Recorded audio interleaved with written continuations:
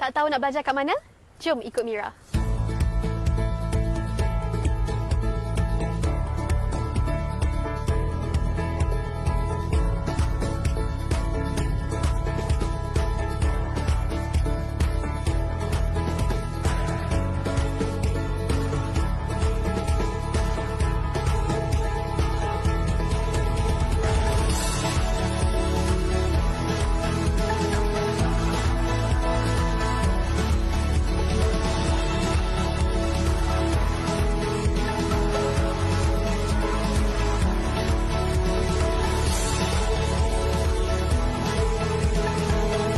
Seronoknya belajar di UCAM. Jom sertai Mira dan daftar secara online di www.ucam.edu.my dan follow like media rasmi kami.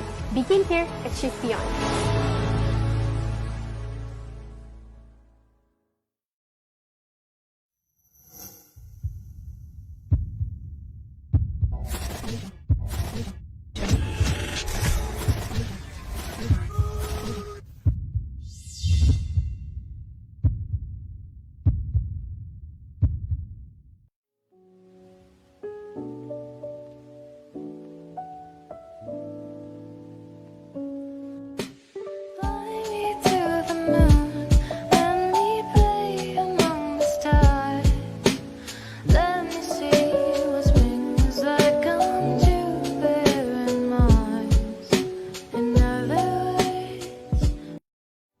Hey SPM and SCPM livers, are you still searching of what do you want to do, or are you still searching of what do you want to pursue?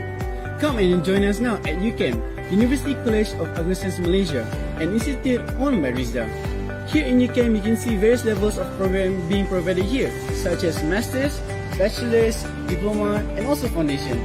Here in UCAM, you can also immerse yourself in all sorts of fields, such as agriculture, aquaculture, landscape, management, livestock, IT, business, and many more.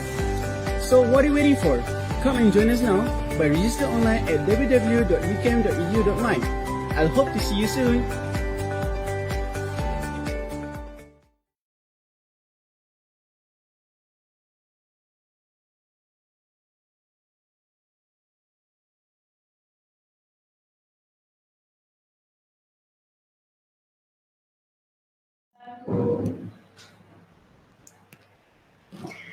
Hi everyone, Assalamualaikum. Welcome back to Pap Talk with Madam Safi. Apa khabar semua? Okey, diharapkan semua yang bersama-sama dengan kita pada petang ini diberikan kebaikan dan juga kesihatan yang baik. Okey, petang ni mendung di UCAM hari ni. Petang ni cuaca kita mendung hari ni. Okey, tapi dia tidak menggugat kita lah untuk bersama-sama dengan insan hebat pada hari ini. Okey. Alright. Jadi buat pengetahuan semua, mungkin ada yang baru menonton kita pada petang ini kali pertama mungkin. Okey, so buat pengetahuan anda, kita sudah pun menukar siaran langsung kita daripada hari Sabtu jam 11 pagi kepada jam 3 petang. Okey, jadi jangan lupa setkan masa temu janji kita setiap 2 minggu sekali. Okey, setiap 2 minggu sekali kita akan kongsikan pengalaman berharga alumni College Rizda dan UCAM yang boleh dijadikan orang kata panduan lah kepada kita, insya-Allah. Okey. Jadi buat pengetahuan semua, minggu ni adalah episod yang ke-14 Pap Talk with Madam Safi. Okey. Dan live session Pap Talk with Madam Safi ni adalah satu platform untuk menonjolkan nak tunjukkan siapa ni? Kita nak tunjukkan alumni College Rizda dan College University Agroscience Malaysia. Nak cerita tentang perjalanan hidup mereka, tentang motivasi yang boleh memberi inspirasi kepada kita semua. Semestinya alumni College Rizda dan UCAM ni adalah mereka yang berjaya sekarang ni. Okey. Okey, yang setia bersama-sama dengan kita, terima kasih kerana bersama-sama dengan kita semua bersama-sama dengan UCAM, okey, di laman rasmi Facebook UCAM Official. Okey. Okey, kita tengok siapa yang sudah pun bersama dengan kita. Terima kasih Aida Nordin, Zairi Saleh, kita ada Halimi Abu Hassan. Okey, terima kasih kerana bersama-sama dengan kita. Terima kasih Afzan Mus yang sudah pun bersama-sama dengan kita. Dan minggu ni, minggu ke-14, Pep Talk with episod ke-14, episod pula melatah-latah. Okey, dengan kita punya setting baru kita pada minggu ni saya sedikit gemuruh lah, tapi kita teruskan juga. Okey, so minggu ni kita nak bincangkan, kita nak bawakan tajuk istimewa visi PBT ke arah Smart City bersama dengan alumni Kolej Risda, iaitu daripada Diploma Pengurusan Landscape Nur Fahmi bin Abdul Manaf. Okey, dan kalau ada sesiapa yang nak tanya ataupun mungkin nak kongsikan pendapat, okey, bolehlah type di ruang komen insya-Allah. Kalau ada masa mengizinkan kita boleh bincangkan bersama-sama nanti. Alright? Okey, dan bila kita cerita smart city kan, smart city ni dan dijangkakan penduduk bandar akan meningkatlah daripada 55% sehingga menjadi 68% dan penambahan sebanyak 2.5 bilion kepada penduduk bandar dunia pada tahun 2050 nanti. Okey. Dan sebenarnya dunia kita dijangka mempunyai 43 megacities dengan penduduk melebihi 10 juta menjelang tahun 2030 nanti. Okey. Dan kalau kita tengok dari sudut negatifnya pertambahan manusia ni ialah kita tengok antara impak-impak negatif, bila populasi manusia ni bertambah, permintaan kepada sumber makanan dan pelbagai keperluan manusia ni akan diterokai dan lambat laun akan menyebabkan sumber kita menjadi semakin menyusut. Okey, dan mungkin akan berlaku antara masalah-masalah seperti kekurangan makanan, pencemaran akan meningkat, kemudian akan berlaku kemiskinan, mungkin akan membawa masalah kebuluran yang boleh menyebabkan penyakit yang boleh membawa kematian. Okey, jadi disebabkan itulah Pertubuhan Bangsa-Bangsa Bersatu ni mengambil inisiatif sejak lama dululah dalam usaha menangani masalah pencemaran dan kemusnahan alam bagi memastikan alam sekitar kita ni selamat untuk kita diami, bukan hanya untuk generasi sekarang tapi untuk generasi akan datang, anak cucu kita nanti kan. Jadi untuk membincangkanlah pengalaman alumni Kolej Risda yang berkhidmat bersama pihak berkuasa tempatan dalam sama-sama membantu mencapai sasaran Sustainable Development Goal ataupun SDG, saya menjemput Fahmi atau nama penuhnya Nur Fahmi bin Abdul Manaf yang merupakan alumni Kolej Risda untuk turut serta bersama-sama dengan kita. Dipersilakan Fahmi. Okay. Hai Fahmi. Assalamualaikum Madam. Waalaikumsalam. Hai. Fahmi sihat Fahmi? Sihat, Alhamdulillah. Madam sihat? Sihat, Alhamdulillah. Dah makan ke? Dah. Alhamdulillah dah makan. Alhamdulillah. Okey. Macam biasalah kita nak berkenal-kenalan dulu kan Fahmi kan? Boleh tak Fahmi cerita sikit latar belakang Fahmi? Okey. Nama saya Nur Fahmi bin Abdul Manaf, berasal dari Keluang, Johor. Anak keempat daripada 4 orang adik-beradik. Dan saya adalah bekas pelajar Diploma Pengurusan Landscape tahun 2008-2012, iaitu first batch untuk Diploma Pengurusan Landscape dekat Kolej Risda Melaka. Alright. Okey. Kita nak tahu jugalah kan Fahmi ni sebenarnya dapat tahu Kolej Risda daripada mana dan kenapa pilih Kolej Risda ni dulu? Okey, pada tahun 2008 tu saya dapat tahu daripada roadshow Kolej Risda sendiri. Masa tu dia ada buat roadshow di Pejabat Risda Daerah Keluang. Jadi saya pun pergi Pejabat Risda Daerah Keluang untuk tengok kos yang ditawarkan di Kolej Risda Melaka ni. Jadi bila saya tengok ada satu kos ni memang saya minat lah dari bidang landscape tu sendiri. Dan saya dimaklumkan ketika itu bahawa untuk Diploma Pengurusan Landscape ni adalah kos yang satu-satunya ada di dalam Malaysia untuk kos Diploma Pengurusan Landscape. Kalau di tempat lain diorang Landscape Architecture, pengurusan taman, park and amenity macam tu lah. Bila Diploma Pengurusan Landscape ni agak macam wow, teruja nak try masuk masa tu. So Alhamdulillah dapat. dan pergi belajar di situ. Alhamdulillah, semestinya pilihan Fahmi memang pilihan yang terbaik.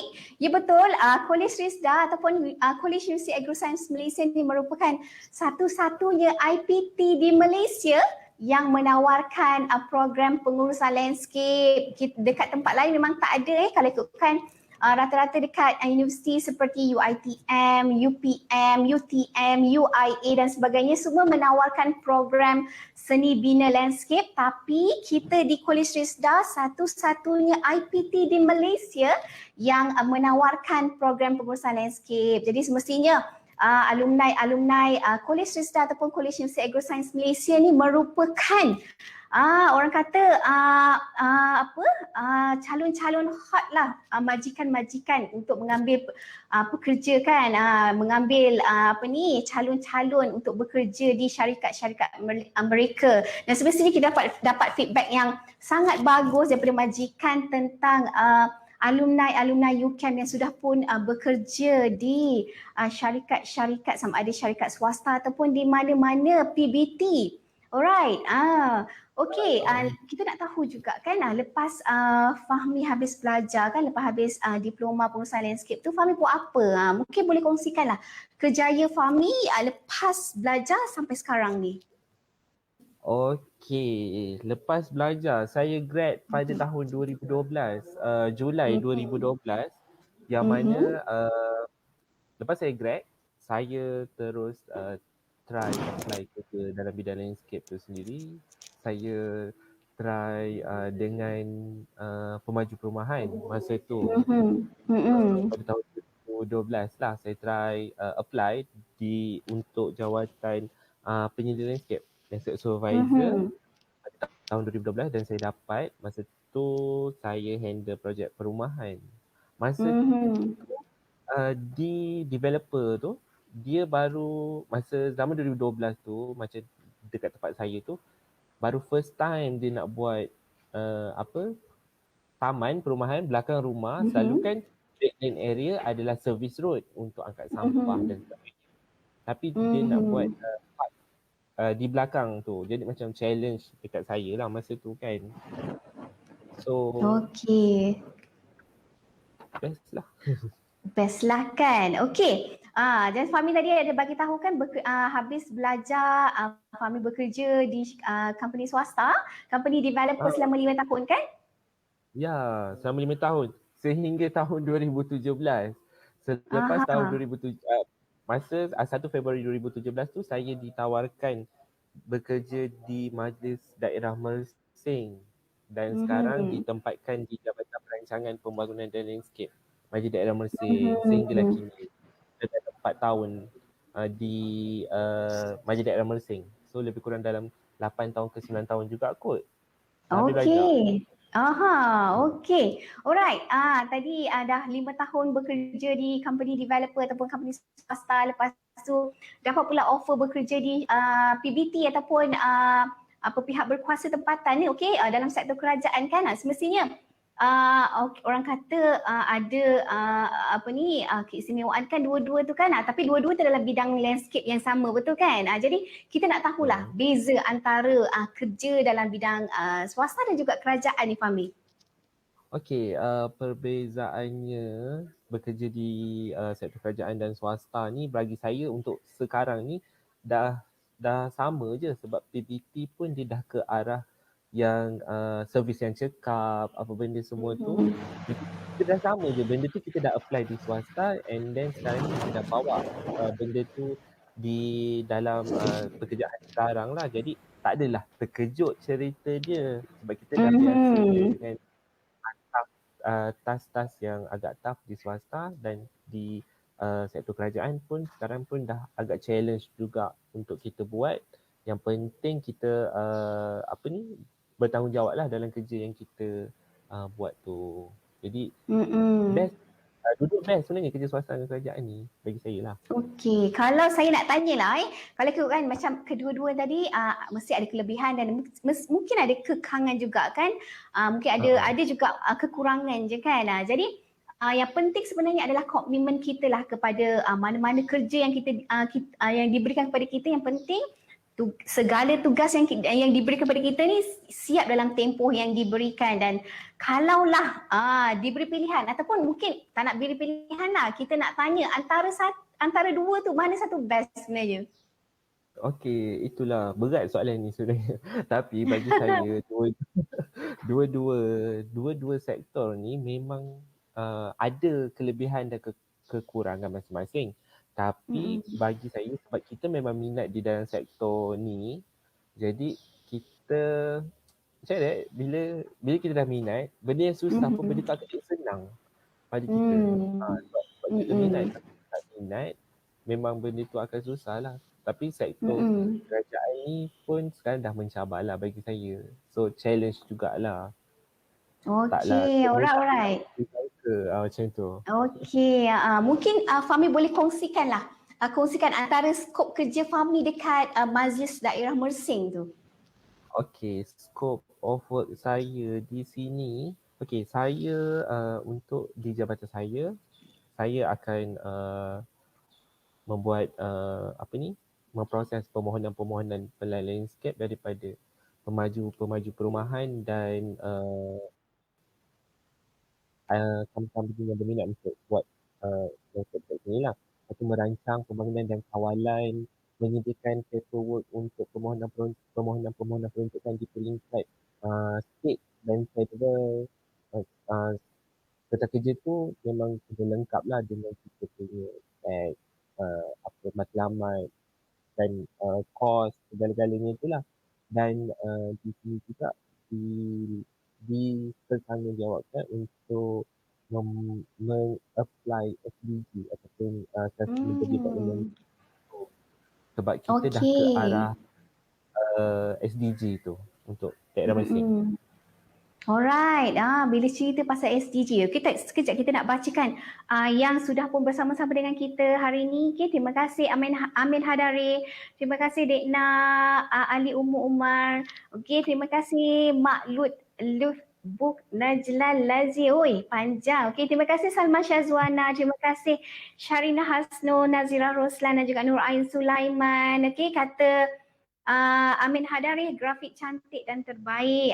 Okay, terima kasih tim teknikal Pep Talk kita hari ini. Okay, kemudian mantan best student masa combo ni, ya betul. Fahmi ni yang merupakan best student kita masa tahun 2012 kan Fahmi kan convocation? 2012. Okey, kita sambung soalan. Bila Fahmi tadi ada ceritakan tentang SDG kan. Jadi mungkin Fahmi boleh terangkan sikit lah yang dimaksudkan dengan Sustainable Development Goal. Apa yang dimaksudkan dengan SDG ni Fahmi? Okay, SDG tu kalau dalam bahasa Malaysianya adalah matlamat pembangunan mampan ataupun matlamat pembangunan lestari yang terdiri daripada 17 matlamat yang dikemukakan oleh Pertubuhan Bangsa-Bangsa Bersatu dalam Perhimpunan Agung PBB diorang pada tahun 2015. Yang mana matlamat ini merupakan satu kesinambungan daripada matlamat pembangunan milenium yang berakhir pada tahun 2015 dan sebahagian daripada resolusi 70/1 dalam Perhimpunan Agung PBB itulah Agenda 2030. So maksudnya dekat sini SDG ni satu perancangan yang perlu yang boleh dijadikan garis panduan untuk sesuatu pembangunan yang kita nak buat lah. So macam SDG sekarang tu kita ada 17 teras yang kita boleh follow di dalam sesuatu pembangunan yang kita nak buat tu. So macam setiap pembangunan yang saya nak buat ataupun perancangan yang saya nak buat, saya akan mengambil kira 17 matlamat ni. Okey. Jadi melihat kepada peranan PBT lah, pihak berkuasa tempatan ni, bagaimana PBT membantulah dalam sama-sama merealisasikan ataupun melaksanakan usaha ke arah Sustainable Development Goal ni Fahmi? Okey, untuk dalam usaha PBT membantu melaksanakan usaha SDG ni, bagi peringkat saya di Majlis Daerah Mersing telah melaksanakan pelbagai projek yang berkait dengan SDG ni. Sebagai contoh, Majlis Daerah Mersing ni, siapa yang pernah datang di Mersing, kita dah ada projek landscape Taman Awam Pantai Mersing yang menerapkan SDG 11. Okey, untuk menjadikan bandar dan pertempatan manusia yang menyeluruh, selamat, berdaya tahan dan mampat. Sasaran SDG 11.7 menjelang tahun 2030 menyediakan akses sejagat, selamat, menyeluruh, mudah dicapai kepada semua golongan. Okey, khususnya golongan wanita, kanak-kanak, warga emas dan orang golongan kurang upaya. Okey. Okey, untuk projek sebagai contohnya, projek di Mersing ni, saya mengambil kira golongan orang kurang upaya, yang mana kalau macam dalam projek saya yang saya dah buat tu sendiri, saya menyediakan buaian untuk golongan OKU. Okey, buaian dan meja mesra OKU lah. Maksudnya untuk kemudahan OKU beriadah. Selalu kita menitik beratkan macam baby, contohnya buaian tu just ada bucket untuk baby kan, tapi now kita dah ada buaian yang boleh kita sorong wheelchair untuk main buai. Okey. Orang OKU juga berhaklah untuk menggunakan kemudahan-kemudahan yang ada, kemudahan-kemudahan yang ada lah. Lepas tu untuk buaian tu juga rasanya dari negeri Johor ni sebab melalui kawan-kawan di PBT lain, diorang pun memang tak pernah buat dan diorang tertarik sebenarnya untuk buaian OKU ni. Satu benda ni kita buat buaian OKU tapi orang macam wow, kenapa boleh terfikir untuk nak buat kemudahan OKU tu. Melibatkan buai lah. Ya, menarik sangat sebenarnya idea buai untuk golongan OKU ni. Kalau ikutkan macam orang-orang kekurangan upaya ataupun kelainan upaya ni sebenarnya mempunyai naluri yang sama macam kita orang normal kan. Jadi mereka juga nak bermain, gembira macam kita kan. Jadi sebenarnya usaha PBT, usaha especially Majlis Daerah Mersing ni semestinya satu usaha yang sangat baiklah. Kita tidak meninggalkan ataupun Majlis Daerah Mersing sendiri tidak melupakan golongan-golongan yang kurang ataupun kelainan upaya untuk menikmati keseronokan sama macam orang-orang biasa kan, Fahmi kan? Okey. Jadi kita ucapkan tahniahlah kepada Majlis Daerah Mersing kerana orang kata tidak mengabaikan keperluan ataupun kehendak golongan-golongan kelainan upaya di negeri Johor. Tahniah. Okey. Alright, soalan seterusnya Fahmi, sebelum kita nak berehat sebentar kan, jadi kita nak tahu Smart City ni kalau ikutkan adalah merupakan salah satu langkah Sustainable Development Goal kan ke arah kelestarian alam, dan boleh tak Fahmi terangkan yang dimaksudkan dengan Smart City dan apa antara faktor-faktor yang menyumbang kepada pembangunan Smart City, dan sebenarnya apa faedah dia ni kepada local people, kepada orang-orang yang di mana wujudnya Smart City di Malaysia ni? Okey, apa tu Smart City Kadang-kadang kita macam tertanya-tanya Smart City tu apa sebenarnya kan. Okey, Smart City ni ialah satu bandar pintar yang menggambarkan sistem komputer, objek mesin digital dan maklumat yang berkaitan dengan komputer lah benda tu.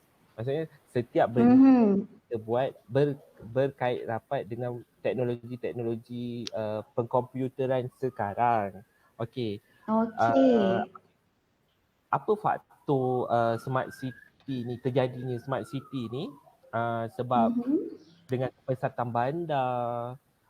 Okey, kita nak semua benda kita nak cepat, apa benda semua. Lepas tu dengan kekurangan perumahan, pencemaran alam sekitar, kilat, pengurusan sampah dan penyakit-penyakit yang berkaitan stres. Jadi maksudnya kita dah kena develop satu town, satu bandar yang mesra pengguna, lepas tu mudah diakses, segala-gala benda kita boleh guna dengan cepat apa benda semua tu lah. So itu adalah satu pendekatan untuk menyelesaikan isu-isu kualiti hidup ni lah di Malaysia. Okay. Alright Fahmi, kita ada soalan daripada viewer kita. Okey, soalan daripada Riz Aris. Riz Aris ni setahu saya orang yang kacak, orangnya handsome sangat. Okey, dan soalan dia SDG dilaksanakan di Mersing saja ataupun di tempat lain pun dilaksanakan juga ni SDG ni Fahmi? SDG ni so far sebenarnya dah satu Malaysia. Banyak PDP yang dah apply SDG tu sendiri. So maksudnya bukan di Mersing sahaja, cuma di Mersing saya menerapkan SDG 11. Itu adalah setiap kali kita punya develop, kita punya pembangunan, saya menggunakan SDG 11 sebagai rujukan saya. Ada juga tempat-tempat lain yang mengapply SDG ni, saya tak nafikan, banyak je. Terutama badan-badan besar, memang diorang dah buat banyak dah SDG. Okey, kalau pengetahuan saya, based on pengetahuan saya, kalau ikutkan macam SDG ni adalah pelibatan antara negara-negara di bawah Pertubuhan Bangsa-Bangsa Bersatu dan Malaysia salah satunya negara di bawah United Nations yang menyokong usaha-usaha ke arah Sustainable Development Goal. Dan kalau ikutkan dulu asalnya Sustainable Development sahaja konsepnya. Sekarang ni dah berubah, dah berkembang menjadi Sustainable Development Goal dan semua negara-negara yang mempersetujui ataupun yang sudah menandatangani perjanjian untuk sama-sama menyahut seruan SDG ni semua berusaha untuk orang kata merealisasikan hasrat SDG ni di negara masing-masing kan. Okey Fahmi. Okey, kita nak berehat sebentar. Okey, tapi jangan ke mana-mana. Jom saksikan interlude yang kita sediakan.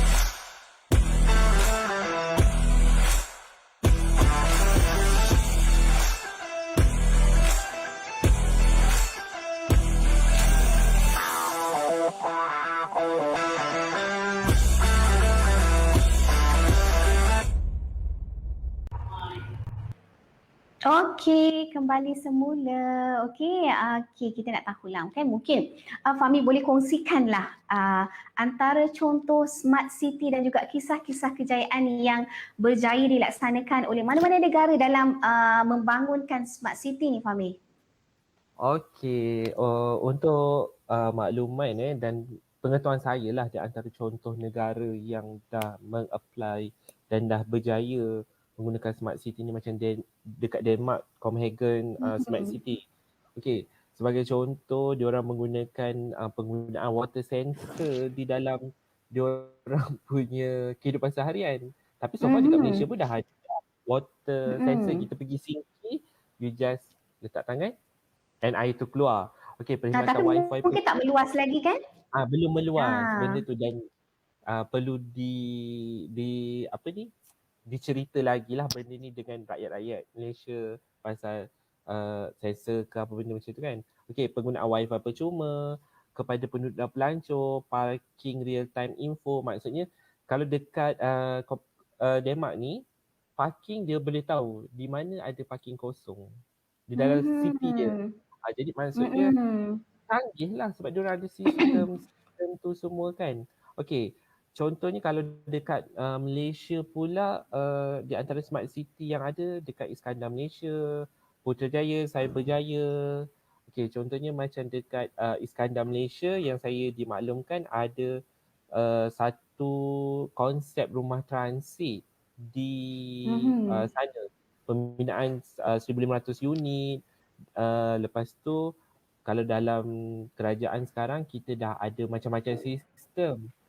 Di antaranya macam sistem e-perolehan iaitu pengurusan tender dan lantikan dan bayaran. Jadi macam senanglah kalau dulu orang buat kaedah perolehan kerajaan ni susah, nak kena datang office, nak kena bawa dokumen, macam itu kan. Tapi sekarang semua diorang apply secara online je. So dekat Malaysia ni pun ke arah smart city tu sebenarnya. Dan jadi kalau kita tengok tadi negara seperti Denmark kan, Copenhagen ni banyak menggunakan IoT ataupun teknologi yang sebenarnya memudahkan orang ramai kan untuk dapatkan maklumat, untuk memudahkan parking dan sebagainya. Serta sebenarnya dia menjimatkan duit, contohnya penggunaan sensor air kan, jadi mengurangkan pembaziran air dan sebagainya. Jadi dia sangat-sangat membantu melestarikan alam kita kan Fahmi kan. Okey, alright. Okey, usaha ke arah SDG ni kalau ikutkan bukan hanya melibatkan usaha kerajaan saja kan, tapi sebenarnya melibatkan semua lapisan masyarakat. Dan kita nak tengoklah apakah peranan kita ni sebagai individu dalam sama-sama merealisasikan visi PBB dan juga negara kita ni ke arah Sustainable Development Goal ni Fahmi. Okey, macam kita usaha ke arah SDG ni, so masyarakat dekat sinilah dan kita penduduk sendiri perlu menyokong usaha kerajaan untuk melaksanakan SDG ni dan kita kena mengapply lah benda tu. Bila kerajaan dah sediakan platform-platform yang ada, so kita kena ikut lah, follow, try. Seronok bila kita dah dengan sistem-sistem yang ada sekarang ni, seronok sebenarnya. Jadi kita kena praktikkan lah benda tu sebab rugi je nanti kerajaan dah belanja banyak juga kan untuk buat sistem-sistem yang ada ni. Macam itulah. Selain itu juga Fahmi, mungkin kita juga boleh bermula pada rumah kan. Jadi amalan-amalan orang kata menjimatkan elektrik, menjimatkan air kan. Kalau keluar bilik tu kita tutup lampu, jadi kita tak membazir tenaga. Sebenarnya dia membantulah kan usaha-usaha PBT dan juga negara kita ke arah mencapai kelestarian alam. Okey. Bagaimana pula peranan sebagai seorang mahasiswa? Bagaimana Fahmi melihat peranan seorang mahasiswa ataupun pelajar IPT ni? Bagaimana mereka boleh menyumbang dalam sama-sama menjaga alam sekitar ni Fahmi? Okey, untuk golongan IPT, okey, untuk maklumat madam sebenarnya saya ni walaupun duduk di Jabatan Perancang, saya ni banyak terima kunjungan pelajar-pelajar IPT. Dan baru-baru ni ada juga student daripada UCAM sendiri berpraktikal dengan saya di sini. Oh ya ke? Okey. Untuk kita lah nak membantu untuk pelajar nak apply berbenda ni, selalunya bila student-student tu sampai di tempat kita, saya akan brief berkenaan SDG ni kepada diorang untuk diorang applykan di dalam diorang punya sama ada design, final project ke whatever yang membantu. Maksudnya itu salah satu promote saya kepada diorang dan diorang pun akan apply berbenda tu lah. Maksudnya kita pun dah promote lah kepada dia dan selalunya diorang ni lebih advance daripada saya. Bila idea diorang kan, yelah kita dah tua kan, diorang muda lagi. Idea muda idea orang muda ni. Idea orang muda ni lagi inilah, tapi so far pelajar-pelajar ni banyaklah diorang ikut dengan SDG ni. Okey, mungkin kita boleh boleh buat kolaborasi juga kan antara majlis-majlis dan juga UCAM contohnya. Mungkin boleh serta kita melibatkan pelajar-pelajar UCAM sendiri datang melawat ke Majlis Daerah Mersing, mungkin ada sesi talk bersama dengan Fahmi sendiri mungkin? Boleh, Kan? masalah medium boleh je datang sebab kita pun memang Okey. mengalu-alukan. So far kalau macam sekarang ni, selepas border buka, border negeri ni dibuka, macam last week saya menerima kunjungan daripada Majlis Daerah Setiu yang berminat Okey. untuk belajar kita punya apa yang kita dah praktikkan di sini lah. Sebab diorang pun, yelah, kita dan PBT pun akan share-share cerita macam tu lah. Kaedah pembangunan kita lah di tempat kita macam mana. Hari tu saya ada, Ya? hari tu kali tak silap saya, Fahmi ada sharekan pada saya yang anugerah yang diterima oleh Majlis Daerah Mersing. Mungkin boleh kongsikan anugerah apa tu Fahmi? Cerita dia My Place Award. Dia bermula dengan My Place Award pada tahun 2019. Masa tu kita masuk di peringkat Malaysia iaitu pembangunan satu kita panggil tempat tu adalah penyambung waterfront di kawasan Endau sana. Penyambung waterfront ni dia daripada satu tempat perkampungan jeti-jeti lama, tapi tempat tu sebenarnya cantik. Tetapi kita dah develop tempat tu dengan berkonsepkan macam sebenarnya taman Jepun, tapi tak real sangat pun taman Jepun tu sebab dia berada di tepi-tepi pantai. Cuma kita elemen-elemen batu adalah kat situ. Jadi itu masa kat Malaysia dan kita dapat masa tu kita menang award tu, My Place Award peringkat Malaysia kita menang untuk kategori taman public park. Untuk kategori public park kita menang di peringkat Malaysia. Dan secara tak langsung bila kita menang, kita layak ke peringkat Asia. Alhamdulillah. Okey, sepatutnya dia tahun 2019, sepatutnya pada tahun 2020 dia umumkan berkenaan My Place Award ASEAN tu. Tapi 2020 kita pun sibuk dengan COVID apa benda semua tu, jadi dia tak dapat laksanakan benda tu. Dan dibawa ke tahun 2021.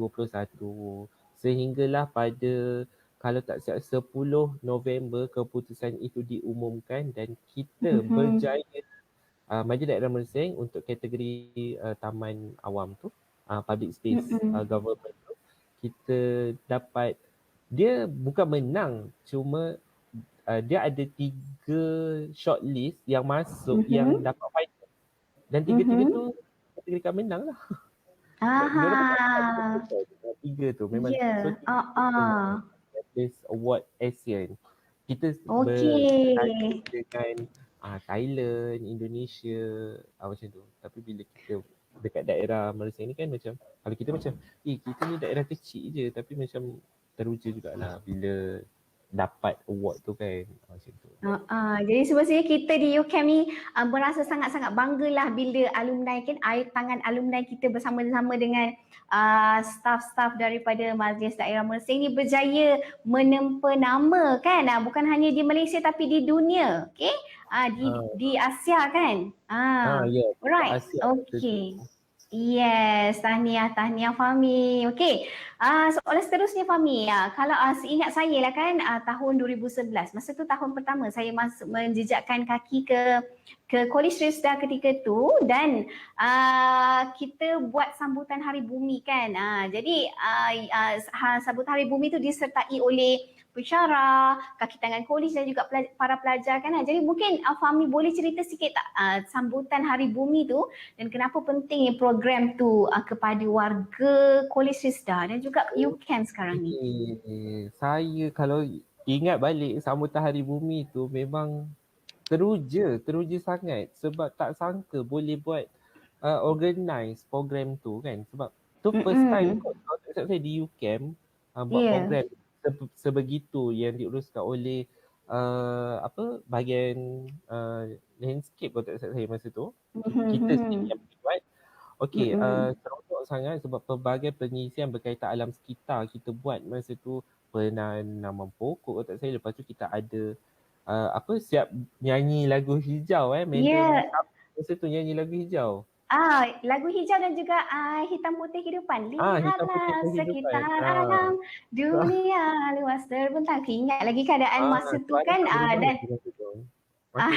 dan ketika tu memang semua yang sama-sama majlis pembukaan tu sangat seronok kan, sangat happy kan dengan sambutan-sambutan macam ni. Dan sebenarnya sambutan macam ni orang kata memberi kesedaran kan, sambil happy-happy tu beri kesedaran juga, bukan happy-happy tak ada maksud kan, tak ada makna kan. Teruskan Fahmi. Okey. Selepas tu masa program tu yang saya agak terujanya hadiah-hadiah yang masa program tu buat, kita bagi pokok hidup kepada pemenang-pemenang. So masa tu tak terfikir pun sebenarnya kita nak bagi benda tu tau. Maksudnya macam selalu kan orang bagi hamper macam tu kan. Tapi kita bagi pokok hidup di dalam pasu, tinggal bela je dekat rumah masa tu. Jadi macam dan benda tu juga madam sebenarnya saya apply di sini ya. Pertandingan yang saya anjurkan di peringkat PBT di, kalau Jabatan Kita Orang yang organize, hadiah tu lagi kita bagi pokok hidup. Alhamdulillah. Jadi orang kata aktiviti tu diteruskan bukan hanya dekat kolej je tapi sampai dekat tempat kerja sekarang ni. Alright, okay. Alright. Kita nak tanyalah pengalaman Fahmi kan sebagai mahasiswa kolej Sisda dulu kan, apa agaknya subjek-subjek yang Fahmi belajar dulu yang membantu Fahmi lah dalam kerja Fahmi sekarang ni di PBT ni? Okay.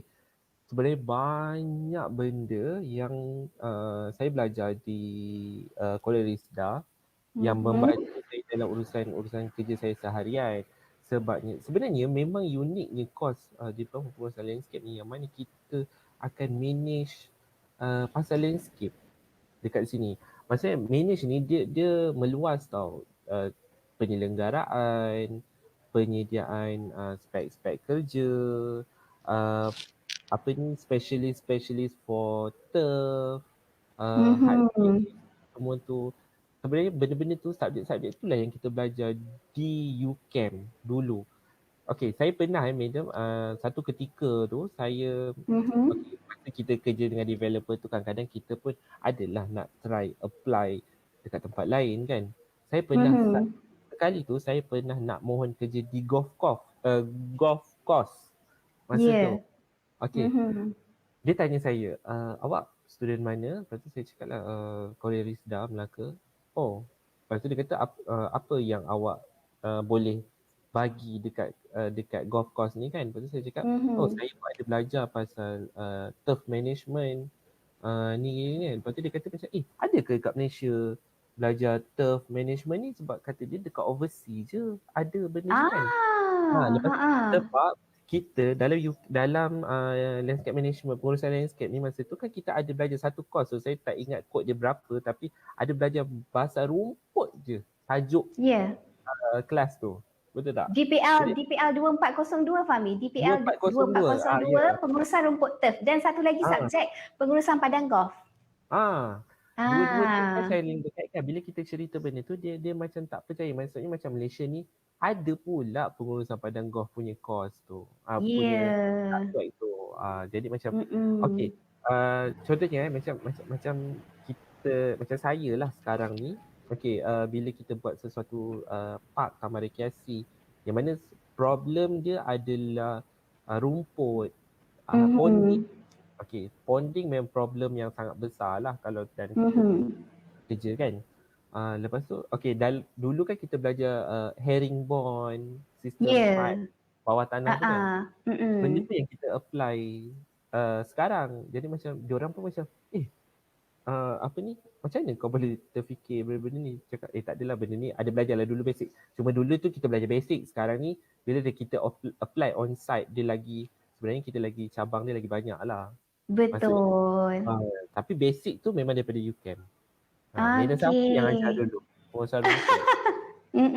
Okey, jadi tak rugilah kan Fahmi belajar 3 tahun belajar dekat Kolej Sisda dan alhamdulillah segala ilmu-ilmu yang dicurahkan oleh pensyarah-pensyarah di Kolej Sisda ni semua sangat bermanfaat dan memang digunakan dalam alam pekerjaan Fahmi kan.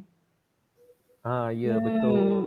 Alright. Okay. Mungkin Fahmi boleh sebutkanlah nama-nama pensyarah yang pernah mengajar Fahmi dulu. Dan mungkin Fahmi nak cakap sesuatu ke kepada mereka-mereka yang pernah memberi tunjuk ajar pada Fahmi dulu? Okey, nak pensyarah saya yang cantik manis mestilah Madam Safi. Yang banyak sebab Madam Safi dia memang core dia landscape kan. Dulu jadi macam Madam Safi, Encik Mursyid, Madam Azhar, Puan Syarina. Okey, pasal Madam Azhar ni ada macam mana so, kalau tak ada dia, mungkin saya tak tahu pasal projek. Aha. Tapi benda tu bagus sebenarnya. Mungkin Madam Azhar sedang menyaksikan ni kan. Tengok ni Fahmi sekarang orang berjaya. Orang yang berjaya yang dididik oleh pensyarah-pensyarah di Kolej Srista kan. Okay, alright. Ada lagi siapa-siapa yang nak disebut lagi tu? Mungkin ada yang tertinggal ke? Cik Mursyid, Madam Azhar, lepas tu Madam Farah. Dulu Cik, sekarang dah Madam. Ya, anak dua. Betul. Madam Siti Aminah. Madam Siti Aminah. Ya. Lepas tu saya lupa lah nama. Tapi dia naik My Kali Hijau dulu. My Kali Hijau. Ajar matematik Fairuz Izlin. Fairuz. Sorry Miss, terlupa nama. Tapi saya ingat kereta tau. Ingat kereta kan? Terima kasih lah sebab dulu ingat kereta terlupa nama. Sebab diorang jugalah banyak mengajar kita kan. Jadi seronok sebenarnya dekat UCAM ni.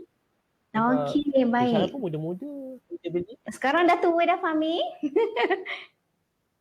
Sekarang dah tua muda.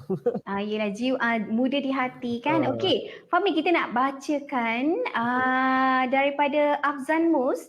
Apa pengalaman yang tak dapat dilupakan sepanjang belajar di UCAM ataupun Kolej Srista, Fahmi? Okey, pengalaman banyak sebenarnya dekat UCAM ni. Cuma saya sebenarnya memang suka environment UCAM. Sebab dia sangat fresh. Sejuk tau sebenarnya dekat UCAM ni. Betul. Saya suka environment dia. Lepas tu cuma zaman saya belajar dulu susah sebab saya belajar di dalam kabin. Sebab masa tu tengah nak naik taraf kan. Tapi saya belajar dalam kabin tu. Tapi sekarang baru-baru ni, bukan baru ni lah. Dalam 2018-2019 masa tu saya ada ke UCAM semula. Masa tu saya menghadiri satu kursus di UCAM.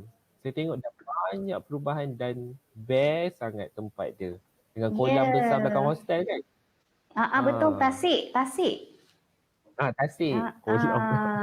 Oh, Fahmi menginap di asrama baru kita kan? Ya. Dan sangat selesa sebenarnya asrama tu. Jauh beza Yes, saya diberi peluang lagi saya nak duduk asrama tu. Tak payah check in hotel.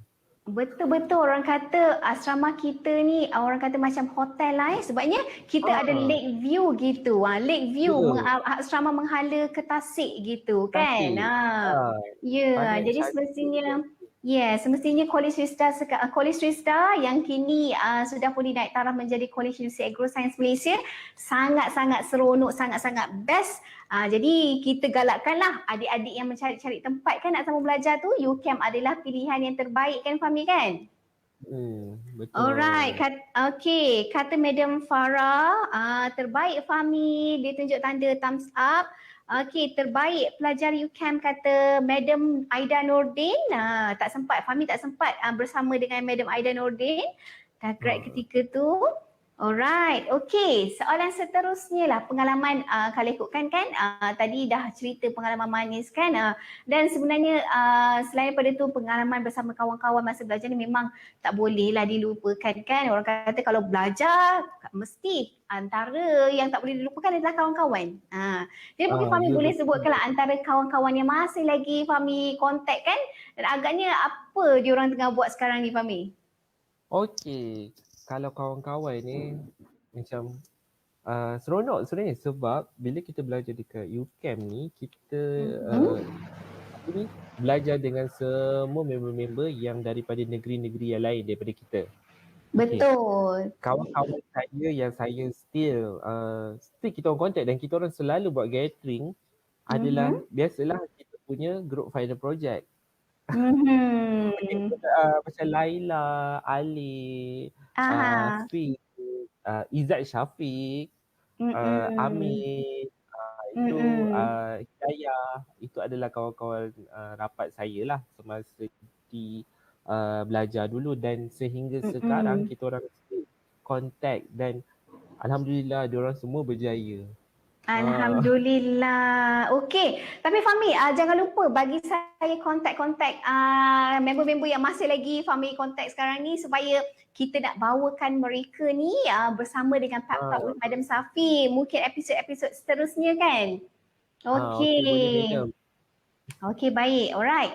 Fahmi sekarang ni dah pun menjadi orang yang hebat dan berjaya dalam pentadbiran kerajaan kan, lebih-lebih lagi dalam usaha ke arah kelestarian alam. Jadi bagaimana Fahmi melihatlah penlibatan Fahmi sebagai mahasiswa di Kolej Isda dulu mempengaruhi kredibiliti Fahmi sebagai seorang pegawai kerajaan yang berketerampilan sekarang ni Fahmi? Okey, kalau ikutkan yelah sebab dulu pun masa kita di UCAM kita dah diterapkan dengan belajar kita membuat presentation. Maksud kalau membantu saya dalam kerja yang mana sekarang kita lebih confident untuk untuk bercakap dengan orang, presentation. Contohnya macam kita sekarang ni kita nak minta peruntukan, kita kena buat paper pergi buat presentation. Kalau dulu kita tak ada buat presentation dalam kelas, mungkin sekarang kita tak ada confident level untuk bercakap dengan orang. Betul. Itulah yang dorong kita sebenarnya daripada dulu tu. So kalau belajar dulu memang kita kena ke depan lah. Jadi membantulah sekarang bila kita dah bekerja macam tu. Jadi banyak kan ilmu-ilmu orang kata soft skill lah. Orang kata apa, ilmu insaniah, kemahiran insaniah yang tak boleh kita cari dekat tempat lain kan, dekat luar kan.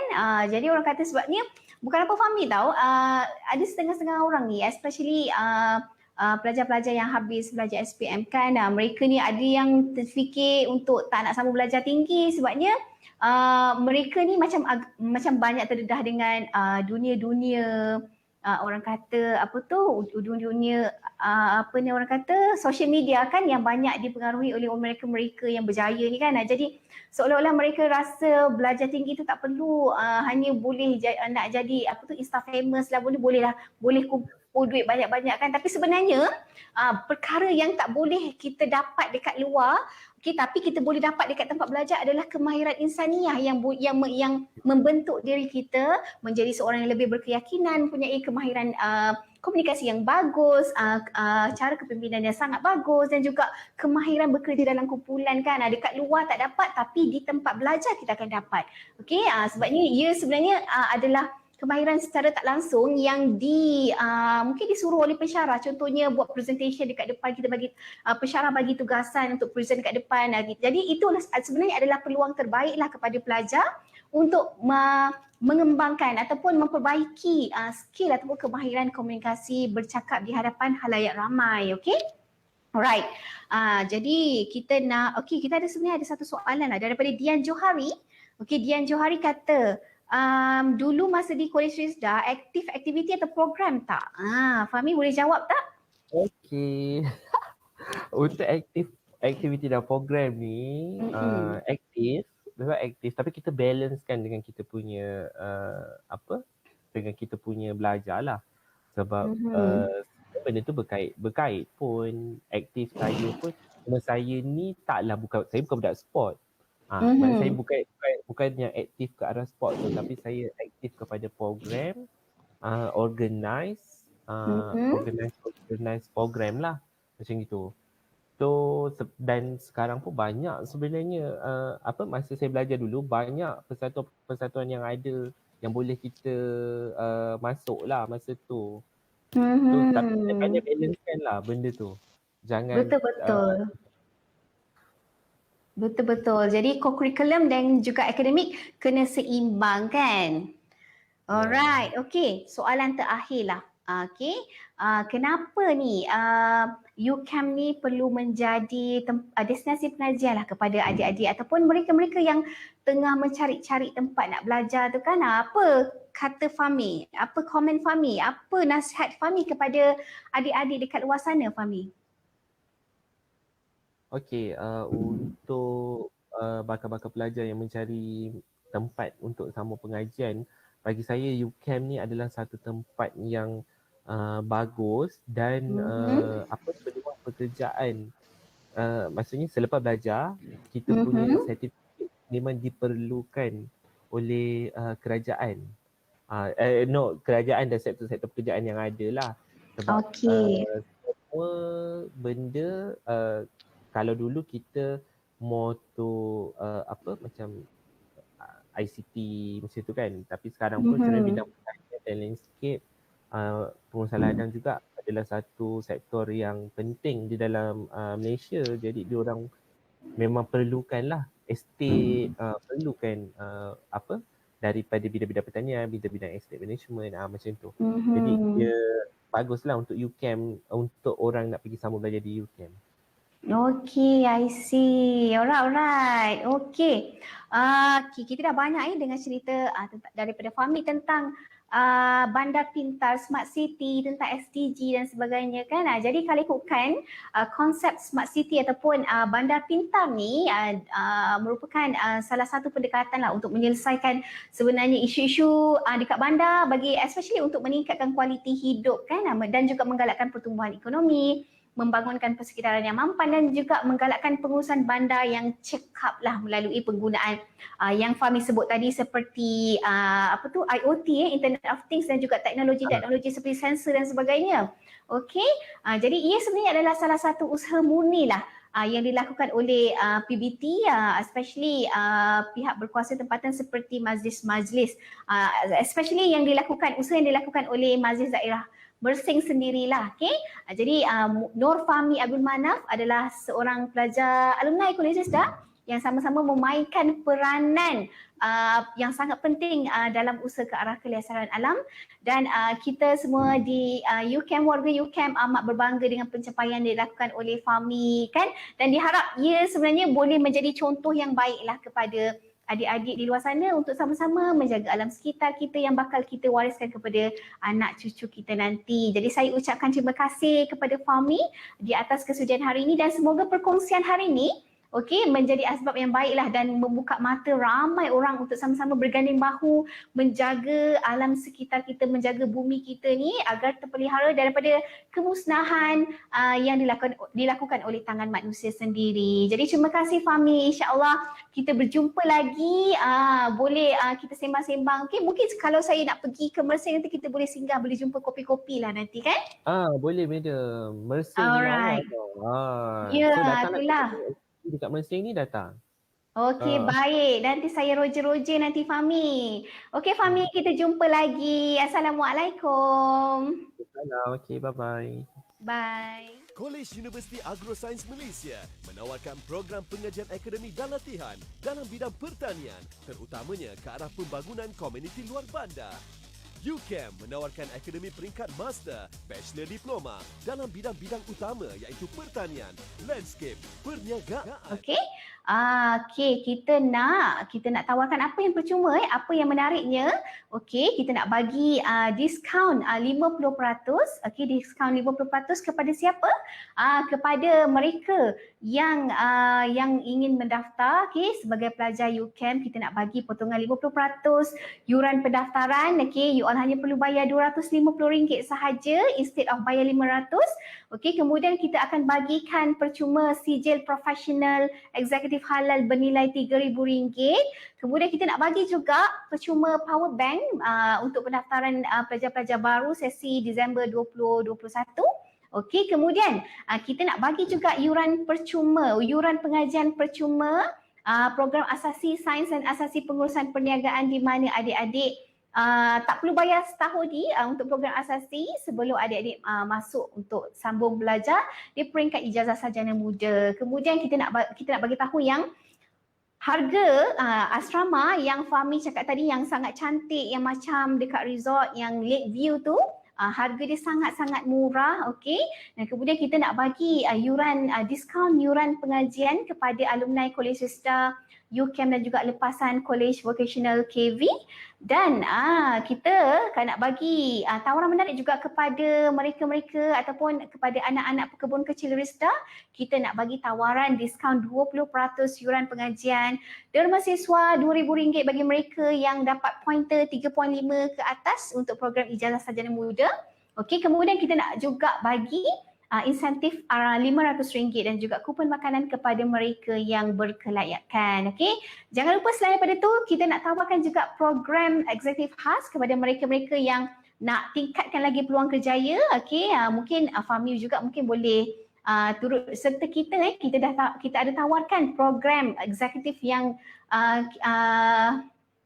yang ditawarkan oleh UCAM, antaranya adalah seperti Executive Program in Agriculture Advanced, Plantation Management Advanced, Landscape Management Advanced, Leadership and Management Advanced, Human Resource Management Advanced dan juga program eksekutif pengurusan dan pembangunan luar bandar lanjutan. Jadi kepada mereka-mereka yang mencari-cari tempat nak study tu, UCAM of course lah tempat yang terbaik untuk adik-adik semua. Okay, so adik-adik jangan lupa layari www.ucam.edu.my.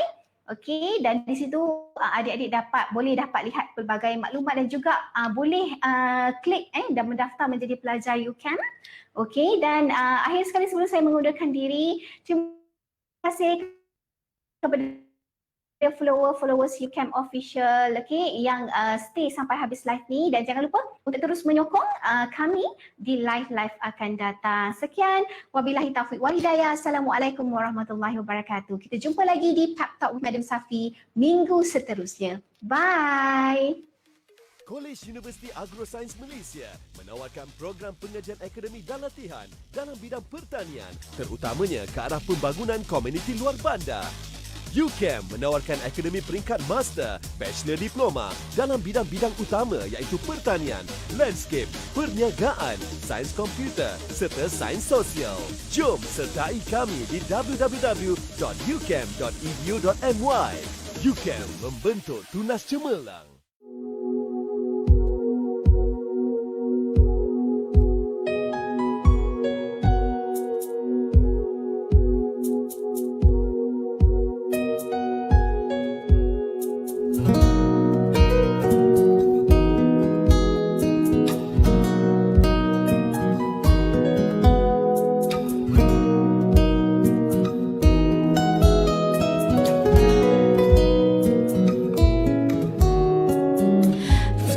To the moon and let me play among the stars. Let me see what spring is like on Jupiter and Mars. In other words, hold my hand. In other words, darling, kiss me.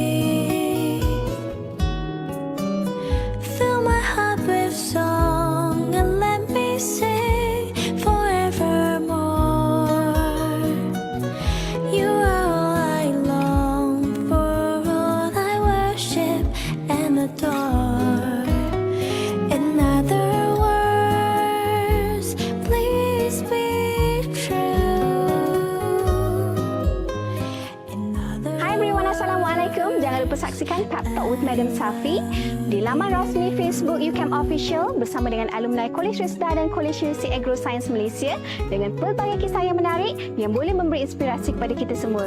Jangan lupa saksikan. Bye.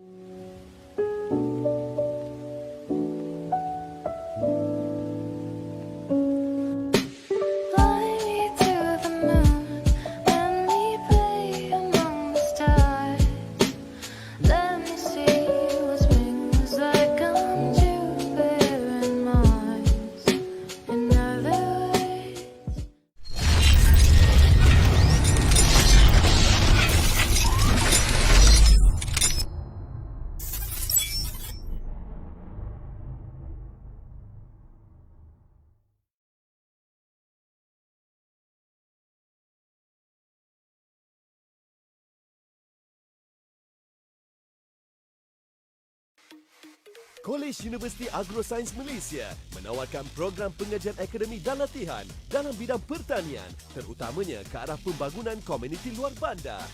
UCAM menawarkan akademi peringkat Master, Bachelor Diploma dalam bidang-bidang utama iaitu pertanian, landscape, perniagaan, sains komputer serta sains sosial.